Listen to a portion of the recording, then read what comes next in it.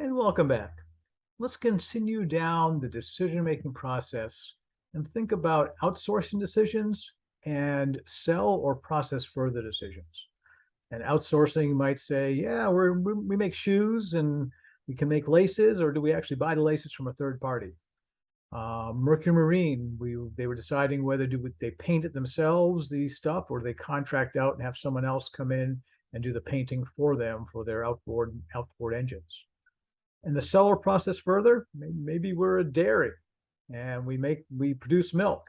Well, do we go one step further and produce ice cream? And maybe one step further, have an ice cream shop that sells retail ice cream as well?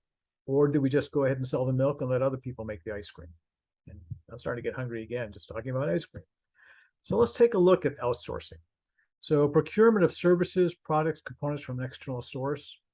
By the way, something like do we outsource our software development? Are we going to get a third-party package, or are we going to develop that in-house as well? World-class, lower-cost capabilities. Do we have access to somebody else's resources that's been doing this a long time, a lot more than we have? Will it improve our company focus and let us stick to our knitting of what we do best and get the best of breed from some other suppliers from other sources? And can it ultimately reduce and control our own operating costs associated with the things we produce? So let's look at an outsourcing example. Okay, we're back to our flash drive maker, and a manufacturer's office supply Micron with all the flash drives they need. You say, wait, my variable cost, we recall, was 10 euros, and they're going to go ahead and give it to us for 9. And if it's accepted, Micron can eliminate production salaries and save another 1,000 euros a month, the normal production of 4,200 units. Legitimate question. If we can get it cheaper, should we? Sometimes yes, sometimes no. So there are no relevant revenues. So we're not determining whether we're going to make more money because we're going to have the same sales. Whether whether it costs us 10 or 9 doesn't really matter to the selling side unless it's a quality issue that we can't control. And that's another factor that sometimes gets decided. So cost to buy versus cost to make. So the advantage of buying here, you don't look at the capacity where you're at, you're at 12,000. Should they consider outsourcing? Maybe, very well maybe. Okay. The space currently used to manufacture can be rented for 15,000 euros per year. Oh, so we have additional resources that we now have available, and we have an opportunity cost here where we're able to go out and rent the facility and even make some more. So we have an additional advantage to buying third party. Now, the downside, we might be losing control.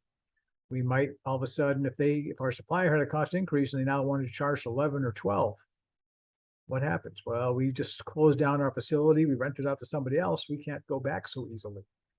And historically, this was a big problem in the global economy, which put the American TV and consumer electronic producers out of business when Japan came in the market and undercut the market. And there was a lot of dispute. They may have had subsidies from their governments, and they may have been selling below cost, but they put a lot of folks out of business, and they were able to take the market share. And I guess with a global economy, that's why you kind of need a level playing field to work with. But those things do happen, but it is a decision you make. And if you outsource, great. If you don't outsource, great. But again, there are qualitative factors that go along with quantitative. But right here, all the quantitative stuff points to saying, yeah, let's farm it out. We'll make more money. And let's take a look at sell or process further. So let's talk about that as a decision-making process. So key issue to determine a product's most advantageous selling point. When do we sell it to maximize our profitability? Do you go to the furniture store that has a paint your own, or do you go for the finished product? And what do you do? At what point do you sell it off? What point do you further process? And that's a decision that needs to be made. If you can make more monies producing more, going further along in the production process, it's usually advantageous to do so.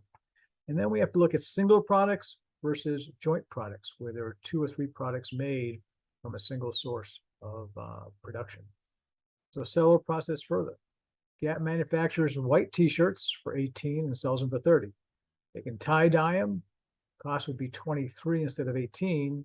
And the selling price, so as the cost goes up $5, selling price goes up $8, 30 to 38. What should they do? Well, in theory, they make an extra $3 per shirt. So in theory, yeah, that's probably a good idea to process further.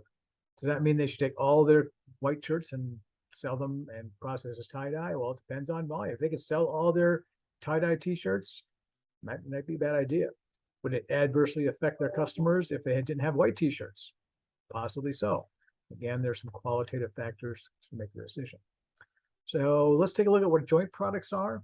When two or more products are simultaneously produced by a single process. Think of the cracking process for making diesel, gasoline, kerosene. Same oil, barrels of oil go in, but then they get and have multiple products produced out of that product. And then you say, well, do I go ahead and process further? What level do I process further to, for oil, gas, kerosene, heating oil, diesel, whatever it might be?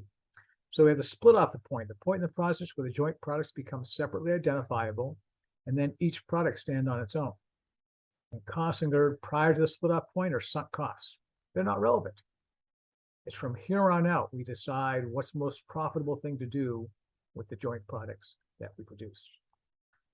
So that concludes this segment. We have one more video to run with, and we will see you shortly.